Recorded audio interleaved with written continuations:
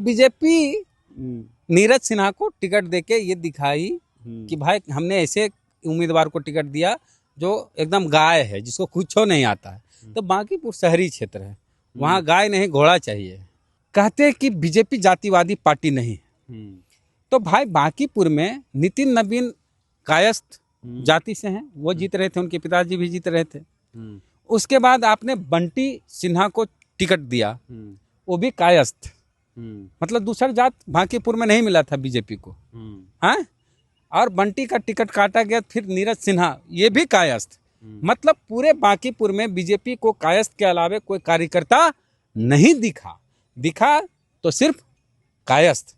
तो ये जातिवाद है कि नहीं बताओ। तो कायस्थ में ऐसा कैंडिडेट होता है जिसको ये नहीं पता कि लड़ाई किसको कहते हैं चुनाव में।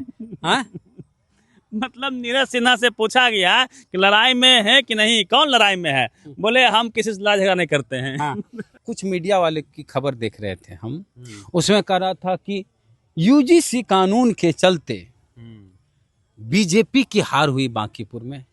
तो यूजीसी एक्ट खाली बिहार के लिए था, गुजरात के लिए नहीं था। प्रशांत किशोर की जीत हुई सम्राट चौधरी की तानाशाही से, प्रशांत किशोर की जीत हुई बुलडोजर वाला एक्शन से कि सम्राट चौधरी योगी की तरह बुलडोजर चलवाएंगे, इनकाउंटर करवाएंगे। इसकी वजह से आज बीजेपी की वहां हार हुई है। जनजी का प्रोटेस्ट का जनजी के प्रोटेस्ट में बच्चों पर लाठियां चलाई गई, इसकी वजह से बीजेपी की हार हुई। कई जगह नोटिस बांट दिया गया कि आपका घर टूटेगा, आपका घर टूटेगा, आपका घर टूटेगा। मतलब आदमी जिंदगी भर कमा के घर बनाता है और सरकारी बुलडोजर आता है और घर तो ध्वस्त करके चल जाता है। ऐसी छवि सम्राट चौधरी अपनी बना रहे थे।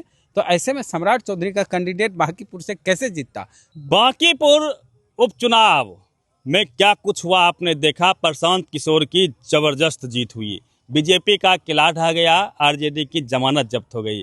बात करेंगे कि ऐसा क्या था वहाँ, ऐसा प्रशांत किशोर ने क्या किया कि इस तरह के परिणाम आए हैं। बात करेंगे बेसर से, अनुमान नहीं था कि प्रशांत किशोर इतना वोट ले आ पाएगा। आखिर ये कैसे हुआ कि बीजेपी के 30 वर्ष का किला वहां ढह गया। बांकीपुर में प्रशांत किशोर की जीत हुई और हार बीजेपी की हुई। आरजेडी के पास खोने के लिए कुछ नहीं था, लेकिन आरजेडी वहां पर अपना विश्वास खोया है, यादव समाज का और मुस्लिम समाज का। बाकी सीट नहीं खोया। आरजेडी के विधायक वहां नहीं थे कि आरजेडी की हार हो गई, लेकिन आरजेडी ने विश्वास खोया। आरजेडी ने विश्वास खोया यादव का, आरजेडी ने विश्वास खोया है मुस्लिम का। और यही पिलर है आरजेडी के, यादव और मुस्लिम। यादवों में नाराजगी है तेजस्वी जी को लेके, मुसलमानों में बहुत ज़्यादा नाराजगी है कि चुनाव है और चुनाव में तेजस्वी जी नहीं है। तो हम पहले ही बोले थे कि बिना सेनापति के कोई चुनाव लड़ेगी सेना तो वो सेना की हार तय है, और वही हुई। जमानत जब्त हो गई, कैंडिडेट आरजेडी ने दे दिया तेली। फिर भी तेली समाज के लोगों ने आरजेडी को वोट नहीं किया। रेखा गुप्ता पूरे चुनाव के दौरान उनके मोहल्ले में भी आरजेडी का कहीं झंडा नहीं था। ये पता नहीं कौन उनके नेता हैं जो इस तरह की स्ट्रेटजी बनाए तेजस्वी जी की अनुपस्थिति में। आरजेडी झंडे नहीं दिख रहा था, बल हरा झंडा लगाएंगे तो तेली वोट नहीं मिलेगा। हो सकता है रणविजय साहू का ये आइडिया हो कि अपनी पार्टी को हटा के अपनी जाति को आगे करके हम चुनाव लड़ेंगे तो आरजेडी की जीत हो जाएगी, रेखा गुप्ता विधायक बन जाएगी। तेजस्वी जी रहते तो चुनाव का रिजल्ट कुछ और होता।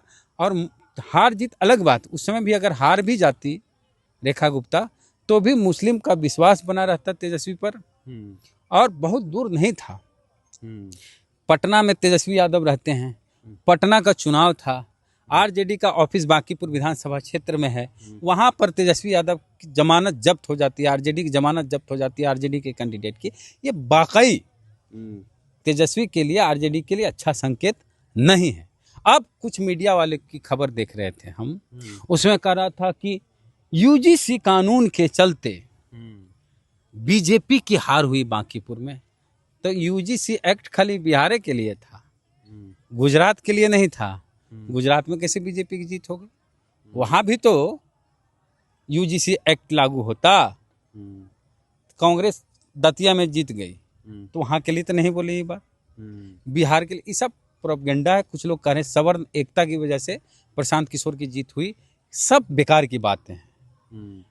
प्रशांत किशोर की जीत हुई आरजेडी की एक्टिविटी नहीं होने से, प्रशांत किशोर की जीत हुई रेखा गुप्ता को टिकट देने से, प्रशांत किशोर की जीत हुई तेजस्वी यादव के नहीं रहने से, प्रशांत किशोर की जीत हुई सम्राट चौधरी की तानाशाही से, प्रशांत किशोर की जीत हुई बुलडोजर वाला एक्शन से, कि सम्राट चौधरी योगी की तरह बुलडोजर चलवाएंगे, इनकाउंटर करवाएंगे।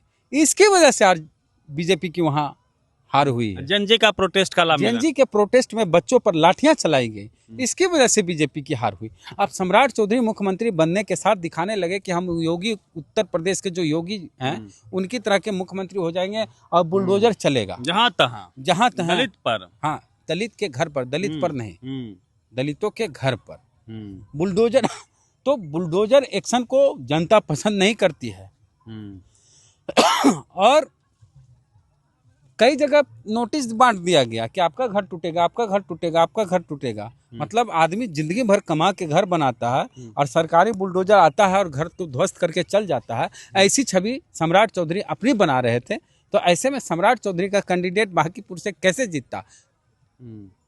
बुलडोजर एक्शन को नकारी जनता, इनकाउंटर एक्शन को जनता ने नकार दिया और कहते हैं कि बीजेपी जातिवादी पार्टी नहीं।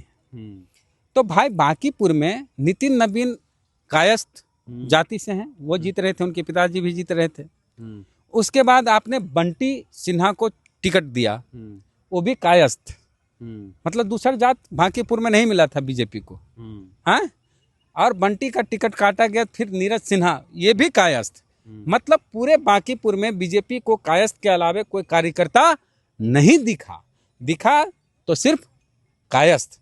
तो ये जातिवाद है कि नहीं? बिल्कुल है। ये कैसा जातिवाद है? इसको किस रूप में इसको महीन जातिवाद कहते हैं। महीन जातिवाद कहते हैं। तो अगर कोई कहे कि बीजेपी जातिवादी पार्टी नहीं है तो क्या कहेंगे आप?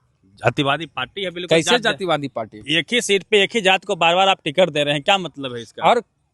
और वो भी कायस्थों में भी एक छवि गई है कि बताओ तो कायस्थ में ऐसा कैंडिडेट होता है जिसको ये नहीं पता कि लड़ाई किसको कहते हैं चुनाव में। हाँ, मतलब नीरज सिन्हा से पूछा गया कि लड़ाई में है कि नहीं, कौन लड़ाई में है? बोले हम किसी से लड़ाई झगड़ा नहीं करते हैं। हाँ। तो बीजेपी नीरज सिन्हा को टिकट देके ये दिखाई कि भाई हमने ऐसे उम्मीदवार को टिकट दिया जो एकदम गाय है, जिसको कुछ नहीं आता है। तो बांकीपुर शहरी क्षेत्र है, वहाँ गाय नहीं घोड़ा चाहिए। हाँ, बिल्कुल। और प्रशांत किशोर बातूनी तो है ही। हाँ, और उसने मेहनत की, नो डाउट प्रशांत किशोर ने मेहनत की चुनाव जीतने के लिए, उसके नाक की बात थी। प्रशांत किशोर ये चुनाव हार जाता तो उसका धंधा पानी चौपट हो जाता। कहता है, बोलता है प्रधानमंत्री बनाए, मुख्यमंत्री बनाने के लिए कंधा लगाए और अपना चुनाव हार गया। अब ये बात है कि नितिन नवीन कैसे पूरे देश में घूम के अपनी शक्ल दिखाएंगे कि हमारे सीट पर हमारी दुनिया की सबसे बड़ी पार्टी जिसके हम राष्ट्रीय अध्यक्ष हैं वो हार गए, जहां से हमारे पिताजी जीत रहे थे, हम जीत रहे थे। और पिछला चुनाव नितिन नवीन 52,000 वोटों से चुनाव जीते। कुछ लोग ये भी कह रहे हैं कि अमित शाह की कुछ सेटिंग थी, अमित शाह ने सेट किया वहाँ। मीसा भारती जी की भी बात हम करेंगे, तेजस्वी जी की थोड़ी सी और बात कर लेते हैं कि जो कैंडिडेट 52,000 वोटों से चुनाव हार गया हो साल भर पहले, उस कैंडिडेट को तेजस्वी जी ने टिकट क्यों दिया? सालों भर तो नहीं हुआ लगता है। वो पहले आरजेडी में थी भी नहीं, अचानक आई थी। आप देखिए उसके फेसबुक पे देखिए, इससे पहले मतलब विधानसभा चुनाव से पहले वो कांग्रेस में टिकट मांग रही थी। और फेसबुक पे देखिएगा कांग्रेस का पंजा छाप के साथ फोटो है। कांग्रेस में टिकट नहीं मिला, बांकीपुर सीट जो चल गया आरजेडी के खाते में, तो आरजेडी का फ्री हो गई, आरजेडी में टिकट ले ली। मतलब ट्राई मार रही थी कि कांग्रेस से टिकट मिल जाए, सीट पे चल गया राजद में, तो राजद में आ गई मजबूरी में टिकट लेने के लिए, राजद में थी नहीं। तो आरजेडी के लोगों ने भी, भाई सांसद ने कहा, जहानाबाद के सांसद ने कहा कैंडिडेट ठीक नहीं है। नहीं, बोले कौन है रेखा गुप्ता, हम नहीं जानते हैं। सुरेंद्र यादव ने कहा कि रेखा गुप्ता कौन है, मैं नहीं जानता हूँ। ये आरजेडी के सांसद हैं जहानाबाद के। शिवानंद तिवारी, जिनके बेटे राहुल तिवारी 2 बार आरजेडी से चुनाव जीते, विधायक बने, इस बार हार गए। शिवानंद तिवारी स्वयं मंत्री बने, लालू यादव के साथी कहे जाते हैं। उन्होंने भी कहा कि प्रशांत किशोर का पलड़ा भारी है। खेसारी लाल यादव जो पिछला चुनाव आरजेडी से लड़े हैं छपरा से, उसने प्रशांत किशोर का प्रचार किया, माहौल बना दिया। तो आरजेडी के लोग ही प्रशांत किशोर का माहौल बना रहे थे। और तेजस्वी यादव गायब थे। और तेजस्वी यादव से अभी पूछा गया चुनाव में हार के बाद, तो तेजस्वी जी ने कहा अभी बांकीपुर में आरजेडी की जमानत जब्त होने के बाद जब पत्रकारों ने तेजस्वी यादव से बात करनी चाहिए बांकीपुर चुनाव के रिजल्ट पर, तो तेजस्वी यादव ने कहा कि चुनाव आते जाते रहता है, आज पहली सोमवारी है, मतलब उनकी पहली प्राथमिकता है धर्म, आस्था, पहली सोमवारी, जो बीजेपी के पीछे है। तो आप बीजेपी के पीछ पे खेलिए, नहीं, A to Z करते रहिए। हाँ A to Z करते रहिए। और अभी भी यादव जो नाराज हुए हैं तेजस्वी से, बिल्कुल नाराज हैं। यादव नाराज हैं तेजस्वी यादव से, मुस्लिम नाराज हैं।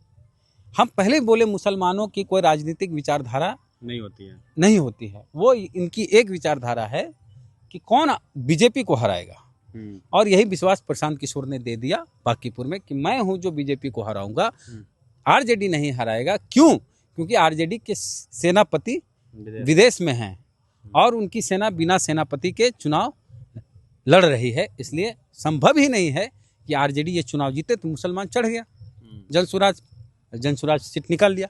तो जो नाराजगी है,